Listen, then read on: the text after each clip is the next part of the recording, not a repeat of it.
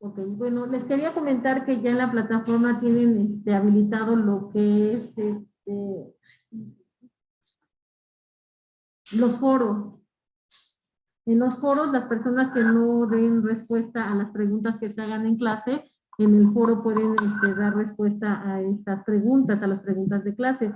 Para eso pues tendrían que checarse lo que es la clase, ¿no? Para que se tome en cuenta como participación.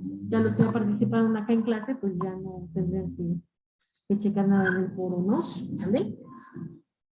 Entonces, cada semana tiene que haber un foro, ya está el de esta semana que estamos en la semana 4, está el foro y van a tener como límite para contestar hasta la fecha en la que se cierra los exámenes, ¿no? Que en este primero es el 8 de octubre, ¿no? Hasta ahí van a tener la oportunidad para poder contestar lo que son, bueno, hacer sus participaciones y ya se puedan tomar en cuenta, ¿sale? Así le vamos a así le vamos a estar haciendo en cada semana. ¿Sí?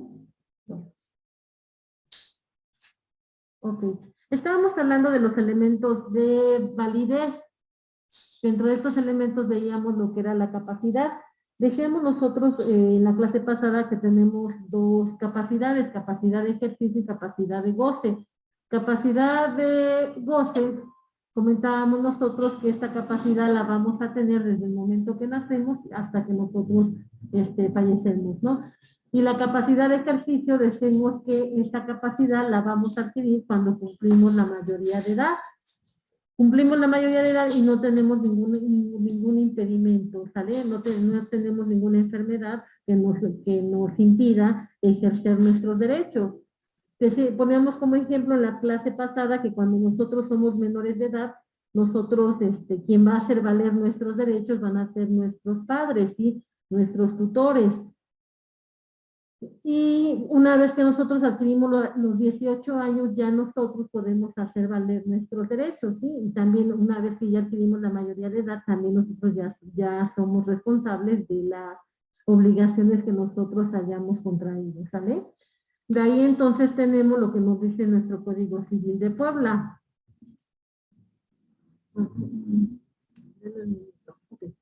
En nuestro Código Civil de Puebla nos dice, por lo que respecta a la capacidad, que es un elemento de validez del contrato, nos dice, son hábiles para contratar todas las personas no exceptuadas por la ley. Artículo 1453 del Código Civil de Puebla. La incapacidad de una de las partes no puede ser invocada por la otra en provecho propio, salvo en los casos de excepción establecidos expresamente en la ley. Artículo 1454. El que es hábil para contratar puede hacerlo por sí o por medio de otro legalmente autorizado. Acá, por lo que hace este artículo, tenemos que, poníamos el ejemplo en la clase pasada, ¿no? De que a lo mejor sabes que yo no voy a estar acá en Puebla y necesito vender mi casa. Como yo no voy a estar, bueno, entonces yo voy a otorgar un poder especial a una persona para que esta persona lleve a cabo esta venta, ¿no? Este poder va a ser un poder amplio. Con este poder yo lo faculto para que pueda a mi nombre y representación pueda vender mi casa. Una vez que la vende, él tiene la obligación de entregarme la cantidad por la venta de la casa, ¿sale? Pero entonces acá yo estoy contratándome a través de otra persona. Es otra persona que está legalmente autorizada, ¿no?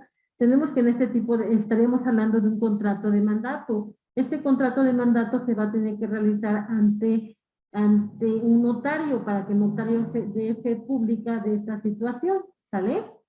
También recuerden, un comentario por lo que hace a este contrato de compra-venta de un bien inmueble, tenemos que este contrato, pues igual se tiene que llevar a cabo ante un notario, y el notario, una vez que se lleva a cabo este contrato, pues se va a tener que inscribir en el registro público de la propiedad, ¿sale?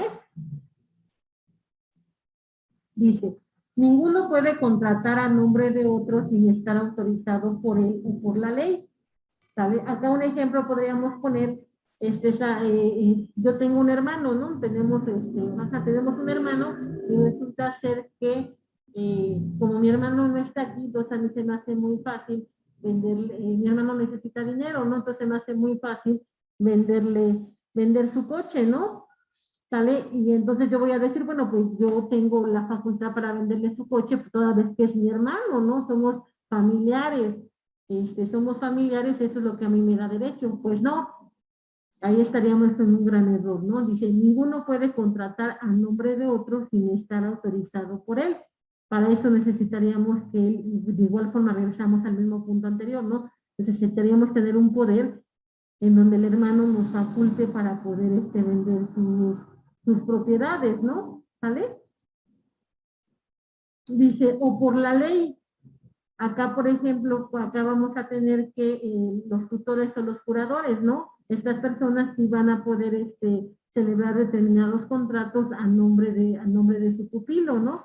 De su pupilo, a nombre de su pupilo, pero también hay que ver qué tipos de contratos. Ahí tendríamos que checar nuestro Código Civil para que entonces podamos saber qué tipo de contratos sí pueden ejercer ellos, ¿sale? Pero ellos ya por este nombramiento que tienen de tutor o curador, el cual se va a dar ante una autoridad civil, vamos a tener que ellos van a tener facultades, ¿no? Facultades sobre los bienes sobre los bienes de los menores que representan, ¿sale?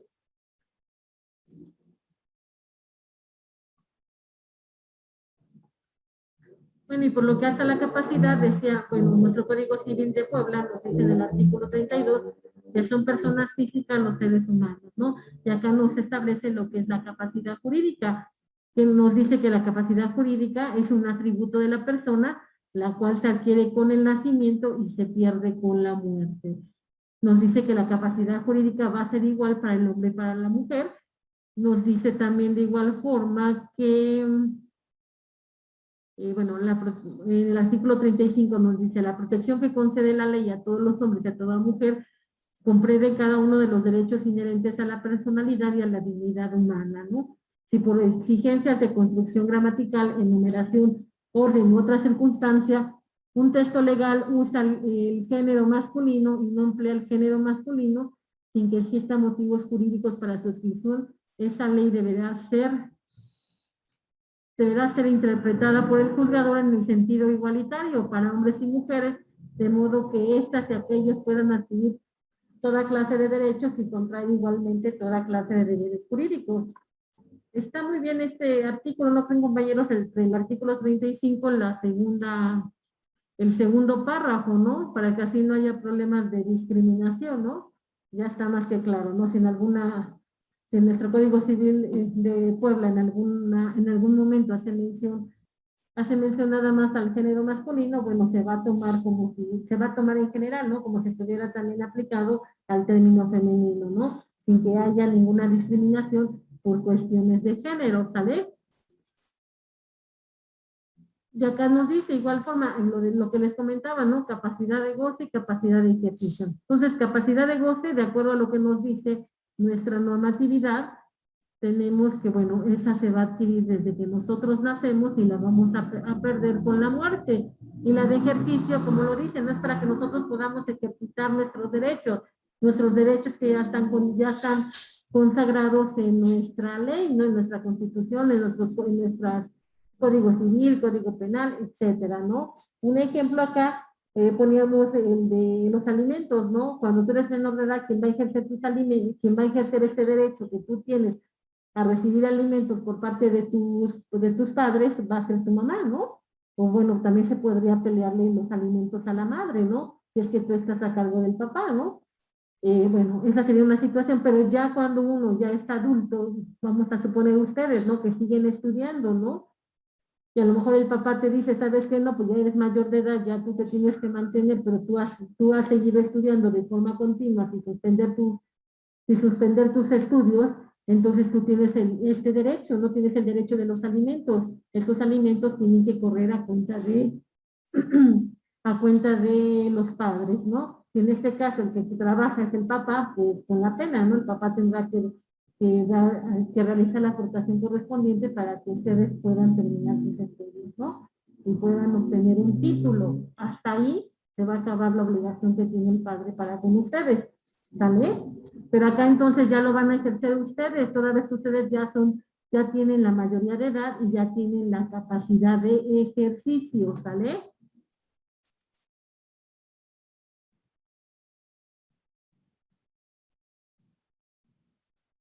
Ok, acá en el artículo 36 del Código Civil nos habla de estas dos capacidades que hemos estado mencionando, ¿sale?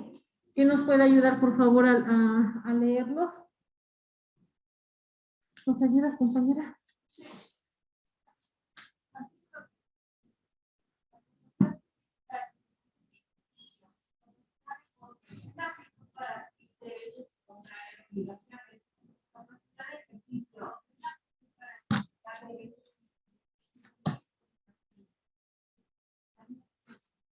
No, nada más. Bueno, entonces acá ya nos está estableciendo en qué consiste cada tipo de capacidad, ¿no?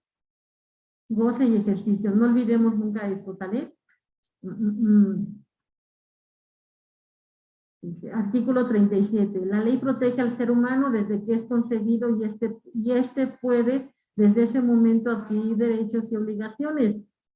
Pero si no nace vivo, se extinguen retroactivamente los derechos y obligaciones que hayan adquirido. Un ejemplo acá, vamos a suponer que está la pareja, papá, mamá, y la mamá está embarazada, ¿no? Pues en esta situación, a lo mejor, en esta situación, se le podría dar, bueno, el papá tiene una propiedad, y entonces acá el papá se podría en este momento, toda vez que ya está, bueno, ya existe, ya está concebido el ser humano, pues acá se podría,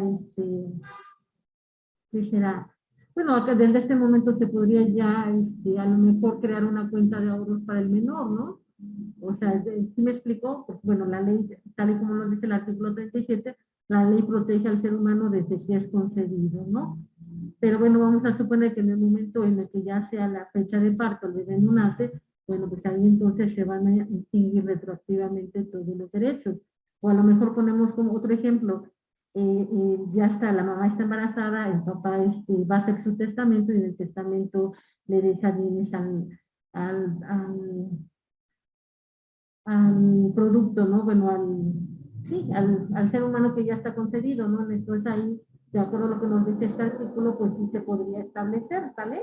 Pero igual, si no nace el bebé, si no llegara a nacer, bueno, entonces ahí, desde ese momento, se van a extinguir este derecho que ya tenía el menor, ¿sí? Se va a bueno, se va a echar para atrás todo, ¿sale?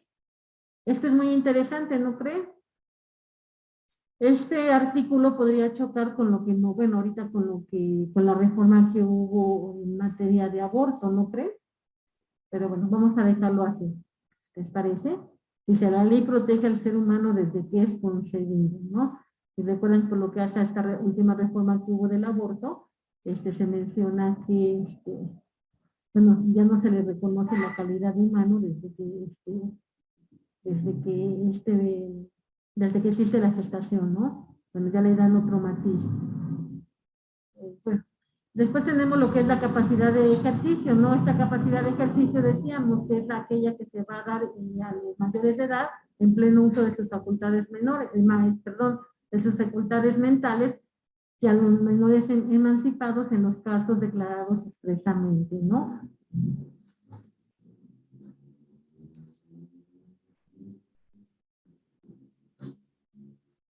Acá, por ejemplo, decimos que un menor de edad que él ya esté trabajando, un menor de edad que esté trabajando, él va a poder disponer del salario que recibe, ¿no?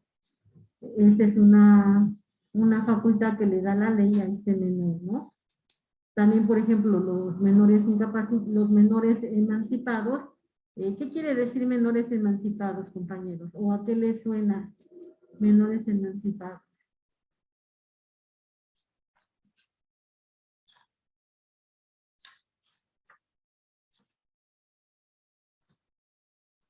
¿No a nada? ¿Les suena?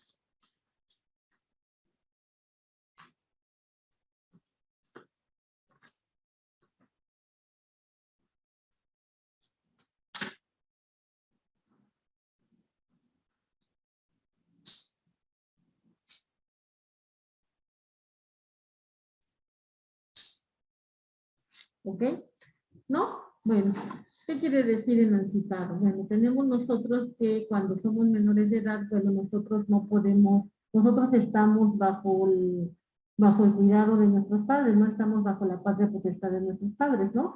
Bueno, acá el menor puede adquirir su emancipación. ¿Qué quiere decir esto? Que el menor sale de la patria potestad de los padres, es decir, él ya se va a poder autogobernar, por así decirlo, ¿no? Él se va a poder autogobernar, él ya se va a poder ver como un mayor de edad, ¿sabe? Pero este es un procedimiento que tiene que realizar el menor.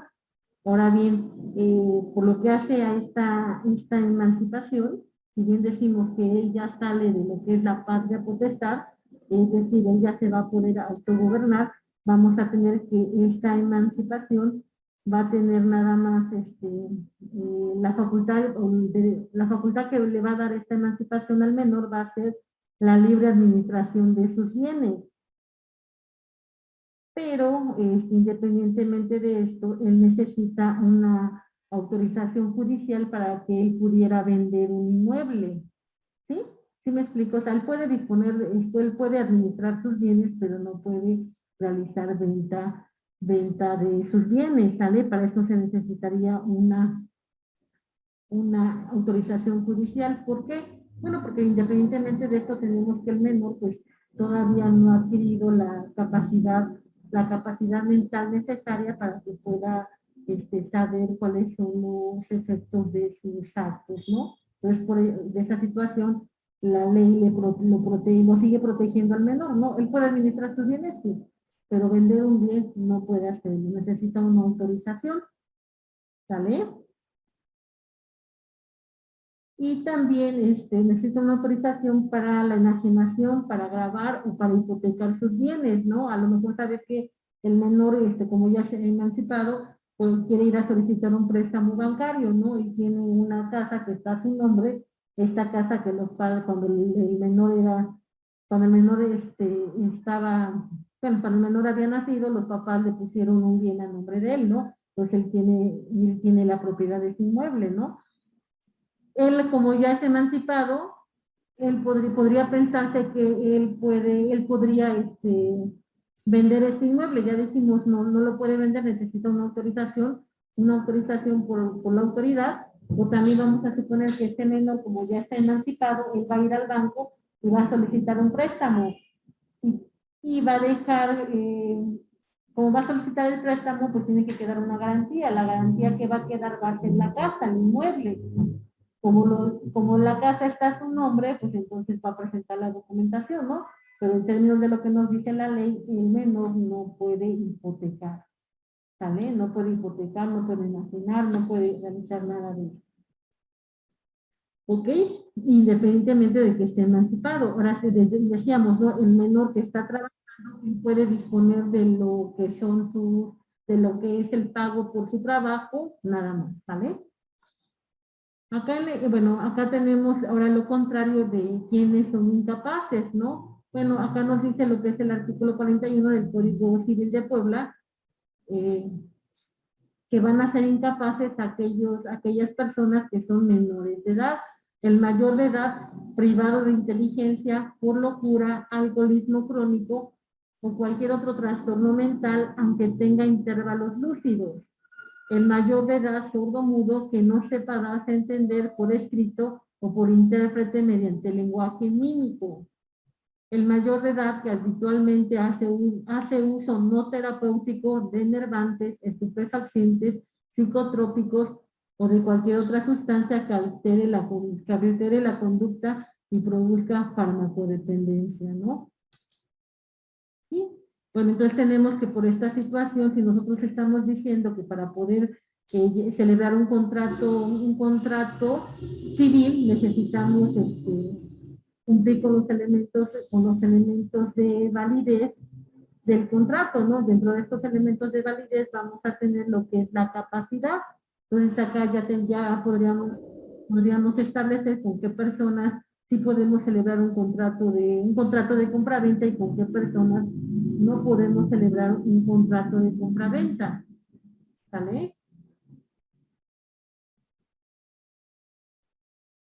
Acá, por ejemplo, nos dice el mayor de edad privado de inteligencia por locura, aunque tenga intervalos lúcidos, ¿no? o bien el mayor de edad que tenga el alcoholismo crónico, ¿no? Bueno, ya sabemos que lo que es el alcoholismo, pues termina siendo una enfermedad, ¿no? Independientemente de eso, no podríamos celebrar un contrato de compraventa con una persona que esté en cualquiera de estas situaciones, ¿no? ¿Vale? Porque entonces ahí este contrato, pues va a ser, se nos va a declarar la nulidad, ¿no?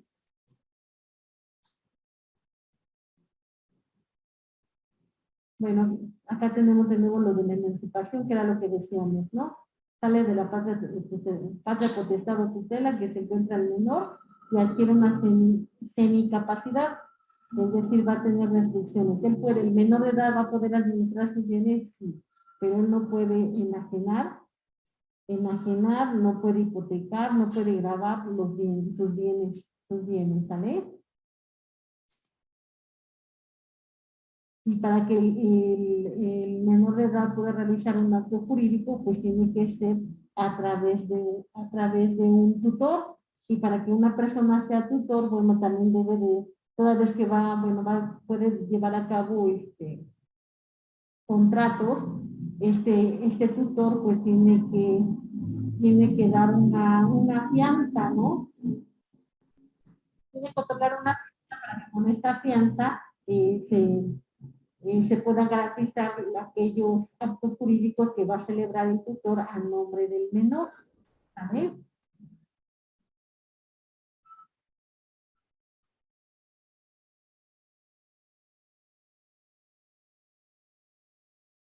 Ok.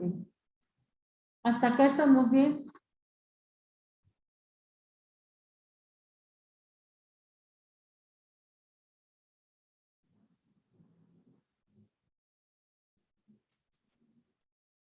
Ok.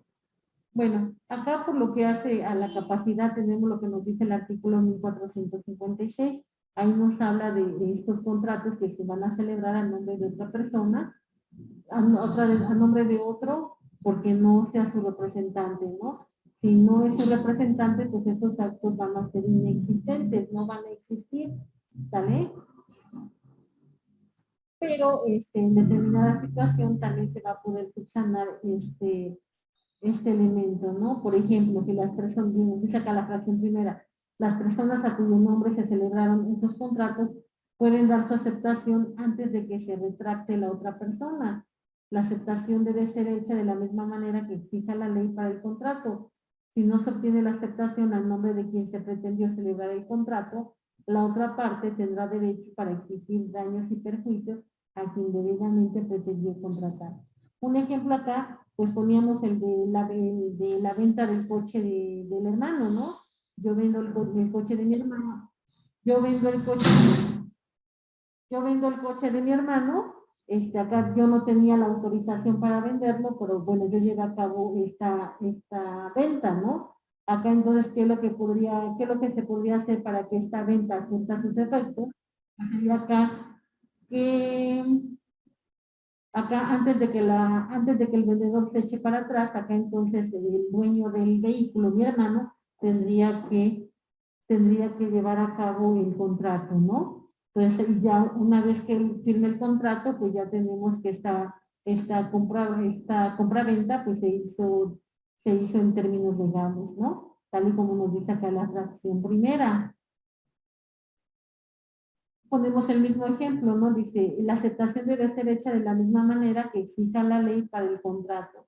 Vamos a hablar a lo mejor de un contrato de compra-venta de un inmueble. En los contratos de compra-venta de inmuebles tenemos que se tiene que tirar la escritura correspondiente, ¿sí? Esta escritura que la tira, pues el notario, ¿no? Entonces para esto igual, a lo mejor sabes que se llevó a cabo la compra-venta, este, la compraventa igual fue el hermano el que vendió la casa, pero realmente al nombre de quien está la casa es del otro hermano, ¿no? Entonces, ¿qué es lo que va a pasar? Pues que el hermano igual tiene que realizar la aceptación de este contrato ante notario público, ¿no? Para que supla sus efectos legales lo que es el contrato, ¿sí? Y acá nos dice, ¿qué va a pasar si no se obtiene la aceptación a nombre de quien pretendió celebrar el contrato? la otra parte tendrá derecho para exigir daños y perjuicios, ¿sale? Vamos a suponer acá que, bueno, llevé a cabo la compra, vendí el coche de mi hermano, pero mi hermano nunca reconoció esta venta, entonces la persona, la parte vendedora, no, la parte compradora va a poder exigir los daños y perjuicios, ¿sale? Por este contrato que realmente pues no se, pues no, ni siquiera es existente, ¿no? No existe toda vez que se llevó a cabo el contrato con una persona que no tenía la representación legal, ¿sale? Ok, el siguiente elemento de validez de los contratos vamos a tener que es el objeto lícito. ¿A qué se refiere con este objeto lícito?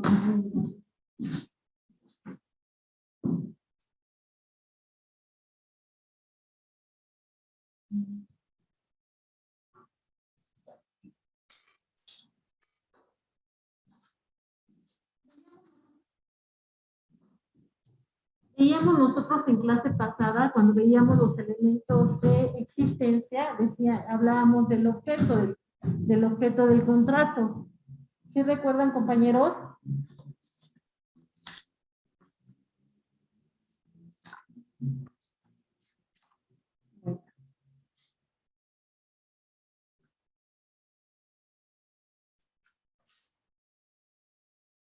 Bueno, cuando hablamos de este objeto lícito, tenemos nosotros que acá hace referencia a que el objeto que va a ser motivo dentro de nuestro contrato tiene que ser lícito, es decir, tiene que ser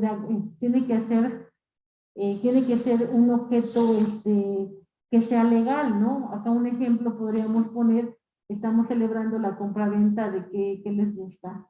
De 100 kilos de marihuana, ¿no? No se puede celebrar este contrato de compraventa toda vez que el objeto de nuestro contrato es ilícito. Es ilícito. ¿Qué quiere decir ilícito? Pues que es contrario a la ley, ¿no? Que es contrario a derecho, ¿no? De ahí, bueno, tenemos que esta sustancia pues está catalogada como prohibida por la ley, y que llevar a cabo esta conducta, pues estaríamos hablando de un delito penal, ¿no? ¿Sí? ¿Hasta ahí estamos bien? Pues a eso hace referencia lo que es el objeto lícito, ¿sí? El objeto de nuestro contrato debe de ser conforme a derecho, ¿sale?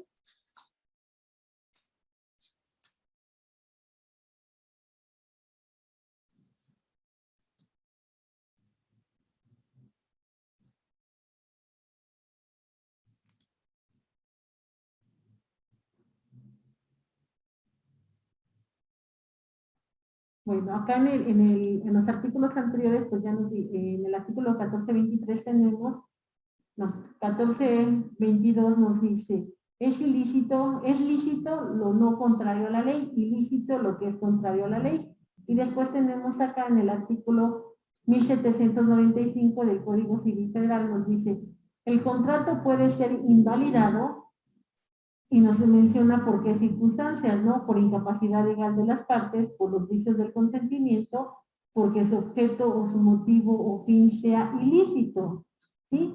Si estamos ante la presencia, si no se cumple con algunos de los requisitos de validez del contrato, entonces nuestro contrato va a ser inválido, ¿sí? Va a ser inválido, y bueno, acá nos vuelve a hablar de lo que es el objeto, motivo o fin sea lícito, ¿no? Un ejemplo acá podríamos mencionar, a lo mejor sabes que vamos, nuestro contrato es un contrato de compraventa, y sabes que yo te voy a vender, estamos en una privada, somos vecinos, estamos en una privada, y al final de la calle, queda un espacio para lo que es la zona verde, ¿no? Lo del pasto, todo eso, bueno, toda esta situación, ¿no? Creo que así se llama, ¿no? Área verde, exacto. El área verde, ¿no? Y bueno, como yo soy la última que queda de la calle, a mí se me hace muy fácil vender esta área verde, se la voy a vender a otro vecino, ¿no? Bueno, pues acá sería un objeto ilícito, ¿no? Porque eso es calle. Al ser calle, pues no es de nadie, ¿no? ¿Sí me explico? ¿Cuál sabes que voy a venderte lo que es, lo que poníamos en el de ejemplo, ¿no? En clases pasadas, sabes que te voy a vender la fuente de San Miguel, ¿no? La que queda en el Zócalo. Bueno, pues igual ese objeto es ilícito, ¿no? Es contrario a derecho, porque bueno, ese no es esa fuente, pues es de todos, ¿no? No es de una sola persona, ¿no? ¿Sale?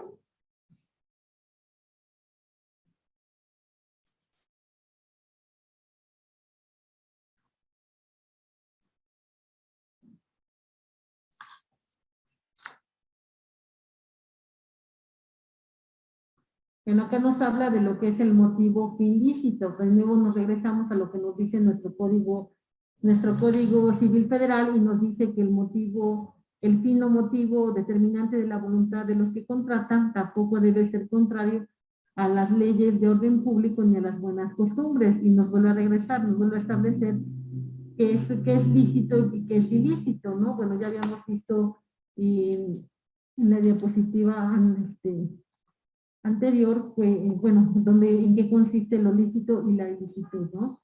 Lícito lo que es apegado a derecho, ilícito lo que es contrario a la ley, ¿no? ¿Sale? Hasta ahí estamos bien. De ahí yo, bueno, considero que no hay, ya no habría ninguna duda, ¿no? Esto ya lo vimos de una u otra forma en lo que son los elementos de existencia del contrato, ¿no? Que se vuelven a repetir por lo que hacen los elementos de validez. El motivo fin de nuestro contrato debe de ser lícito, debe de estar apegado a derechos, ¿sale? No debe de haber ninguna provisión.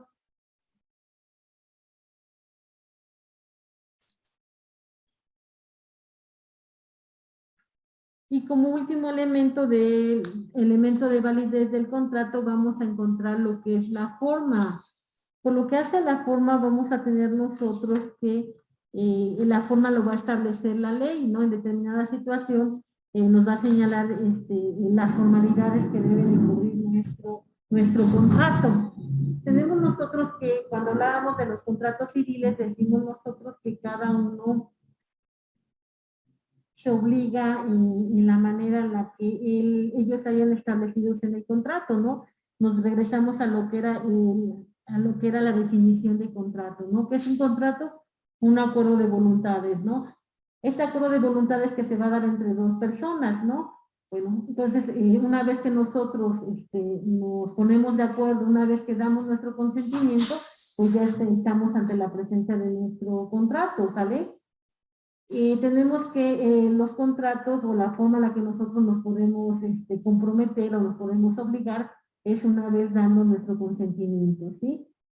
Pero hay la ley menciona en determinados tipos de contratos formalidades especiales, ¿no? La forma en la que nosotros podemos dar nuestro consentimiento, si ustedes recuerdan, decíamos que puede ser de dos formas, expreso o tácito, ¿no? Expreso cuando se manifiesta verbalmente, ya sea verbalmente o por escrito o por medios electrónicos, ópticos o de cualquier tecnología o por signos inequívocos. Inequívocos, estoy de acuerdo, sí, ok, trato hecho, etcétera, ¿no? Y tácito cuando resulta de un hecho o acto que lo presupone o que implica su existencia. Voy a la tienda, tomo una coca, tomo unas papas, voy con la dependiente de la tienda, le doy el dinero, ¿no? Ella toma mi dinero, este, toma mi dinero y me regresa mi cambio. Bueno, ahí ya fue un consentimiento tácito, ¿sale? Un consentimiento tácito no se hizo ninguna manifestación, en ningún momento no se hizo ninguna manifestación verbal o por escrito, mucho menos por medios electrónicos ópticos, mucho menos por signos inequívocos. No le dije, estoy de acuerdo. Ella no me dijo, estoy de acuerdo. Ah, sí, está bien, no, nada de eso, ¿no? Simplemente fue de forma tácita, toda vez que realizamos el pago, ella nos hace la devolución de nuestro cambio, entonces ahí ya hubo un hecho o un acto que presupone esta compraventa, ¿no? ¿Sale?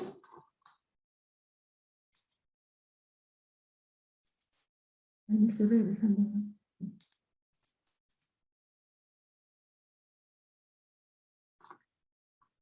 tenemos la forma como elemento de validez. Vamos a tener nosotros, por lo que hace a la forma, decíamos que es un requisito de validez y vamos a tener que en determinado, la ley en determinada situación nos señala la formalidad que debe de cubrir nuestro contrato. Un ejemplo que vamos a encontrar nosotros va a ser el de la compraventa de un inmueble, ¿no? La compraventa de un inmueble, la formalidad que nos pide es que se lleve a través de escritura pública, ¿sí? Se tiene que tirar la escritura pública. Una vez que se tira la escritura pública, se va a tener que inscribir en el registro público de la propiedad. En el registro público de la propiedad, ahí van a llevar el historial de nuestro inmueble, es decir, ahí se va a manifestar qué fecha se adquirió, quiénes son los dueños, si hay algún gravamen, ¿no? Sí, si hay algún gravamen, y el gravamen de cuándo se hizo, por qué cantidad se hizo, etcétera, ¿sale? Esa sería una formalidad. Esa formalidad la exige la ley para el caso del contrato de compraventa de bienes inmuebles, ¿sale? También nos señala la doctrina que cuando la forma es elevada a categoría de elemento esencial, entonces estamos ante la presencia de una solemnidad, ¿sale?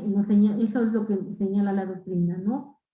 En caso de que el acto no se celebre con dicha solemnidad, entonces sería inexistente.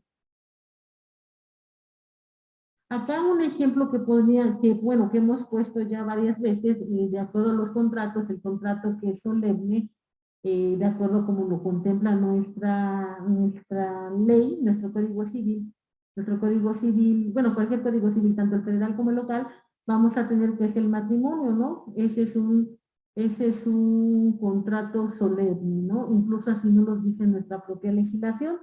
Nos dice que es solemne.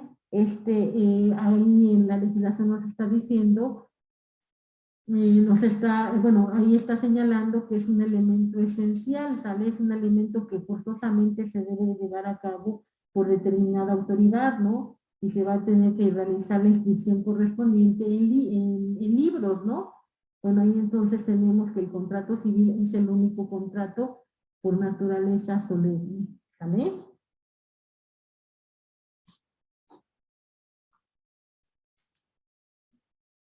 Para poder ver lo de la formalidad de los contratos van a haber diferentes sistemas. Dentro de estos vamos a tener lo que es el sistema formalista, el sistema consensualista, el sistema eclético mixto y el sistema que acepta la legislación civil mexicana.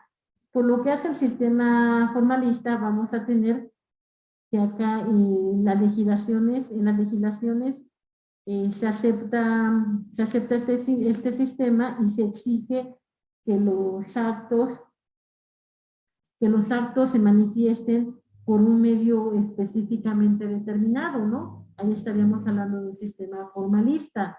Sistema consensualista, tenemos que acá, bueno, es todo lo contrario del formalista, ¿no? Acá vamos a tener que se da libertad a las partes para que ellas puedan manifestar su consentimiento por cualquiera de los medios jurídicos establecidos.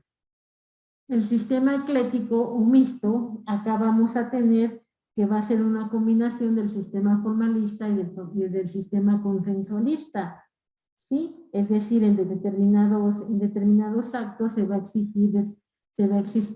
exigir formalidad y en otros actos se va a dar libertad para que las partes puedan dar su consentimiento como ellos crean conveniente, ¿sale? Bueno, también de acuerdo como está establecido en la ley.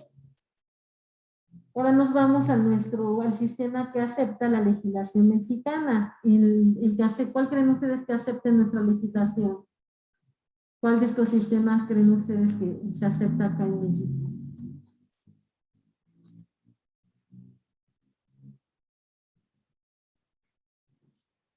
Madaí, Jesús. Madaí, ¿cuál crees tú que se puede aceptar acá? Tenemos dos artículos en la pantalla que hacen referencia al Código Civil Federal. Pues si gustan, bueno, si gustan leerlos para que de ahí podamos saber cuál es el sistema que acepta nuestra legislación. Artículo 1796, Código Civil de la Federación. Los federal, sí, perdón. Los contratos se perfeccionan por el mero consentimiento, excepto aquellos que deben revestir una forma establecida por la ley. Desde que se perfecciona, obligan a los contratantes no solo a cumplir al cumplimiento de lo expresamente pactado, sino también a las consecuencias que, según su naturaleza, son conforme a la buena fe, al uso o a la ley. Artículo 1832, Código Civil Federal. En los contratos civiles cada uno se obliga en la manera y términos que aparezca que quiso obligarse, sin que para la validez del contrato se requiere formalidades determinadas, fuera de los casos expresamente designados por la ley. Yo creo que es la del artículo 1796. ¿Y cuál sería? ¿El sistema eclético, consensualista o formalista?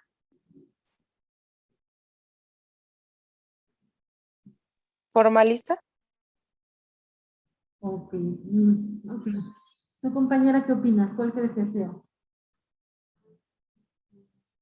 Uno de esos tiene que ser.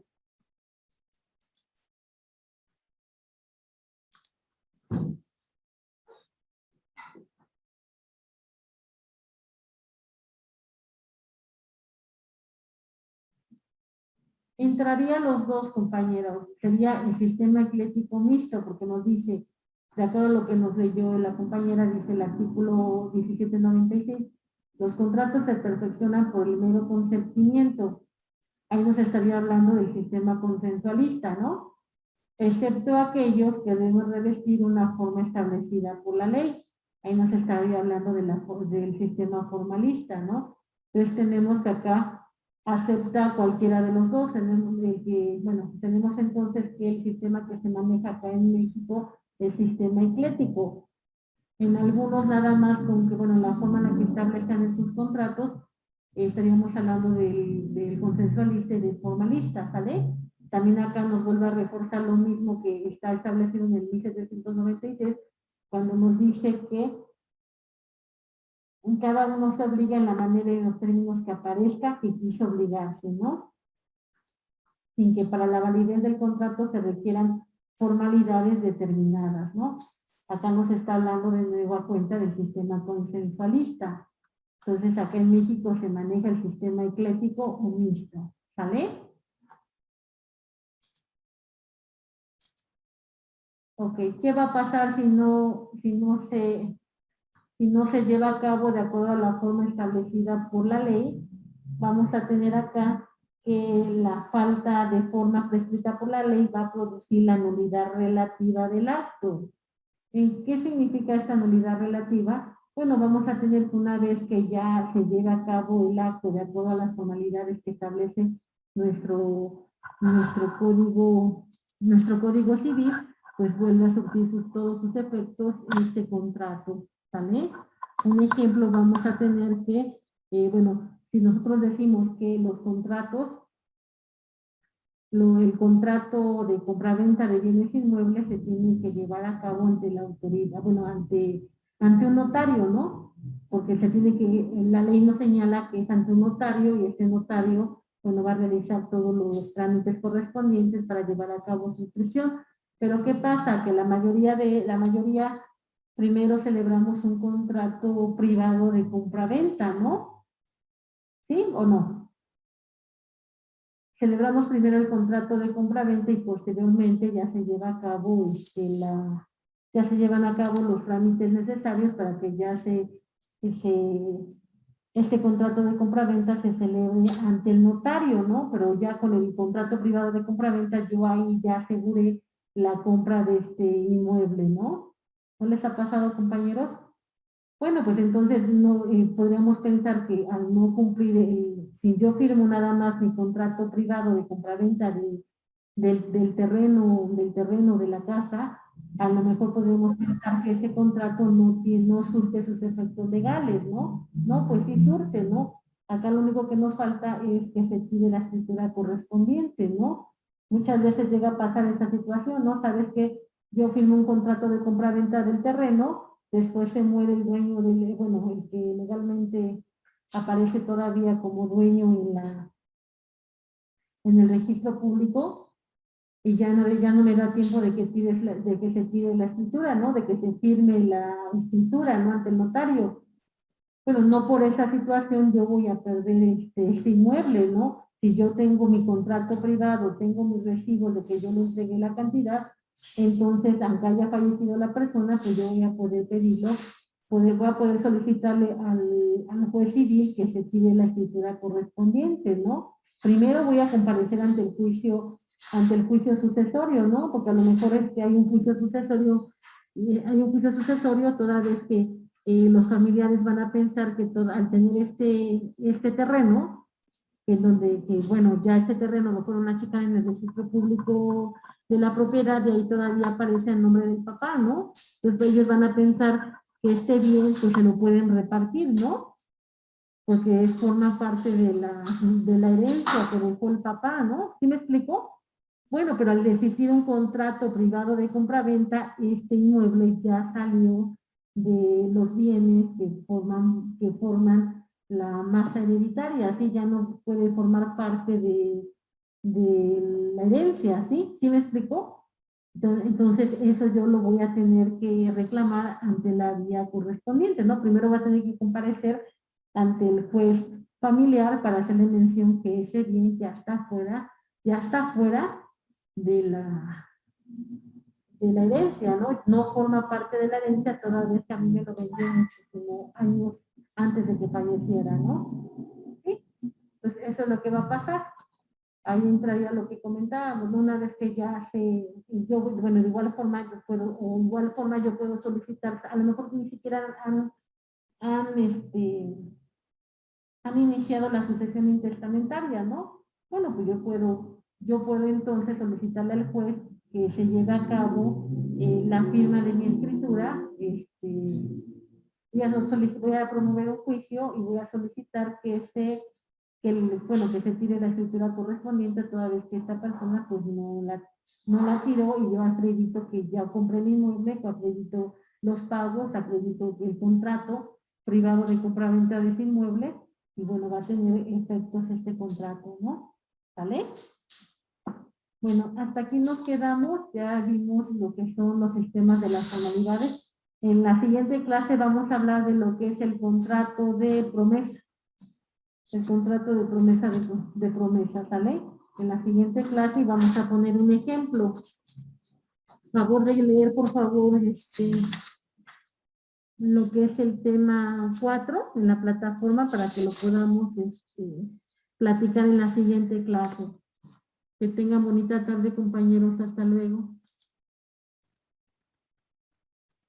Sí, profa, gracias. Bonita tarde. Hasta luego. Hasta luego, profa, gracias. Hasta luego, compañeros.